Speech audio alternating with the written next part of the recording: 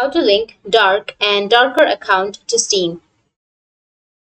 So if you want to link dark and darker account to Steam, then what you need to do is first make sure that you have an internet connection. After that, to link your dark and darker account, first you need to open up the game setup menu, launch the dark and darker and navigate to the main menu. Look for the account section, which allows you to manage your user settings. Now to select link account, once you're in the account management section, you'll see an option to log into your account. Then click on the option to begin the process of linking your account, which is select link account. After that, you need to choose a platform. You need to select dark and darker linking account. It's available across multiple platforms, including consoles and PC. You'll be prompted to select the platform you want to link to your game to, such as Steam, Xbox, or PlayStation.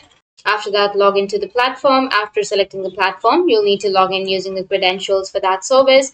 Ensure that you enter the correct information to avoid any delays. And after that, confirm and verify. Once you've logged in, the game setup will ask for your confirmation to link the account.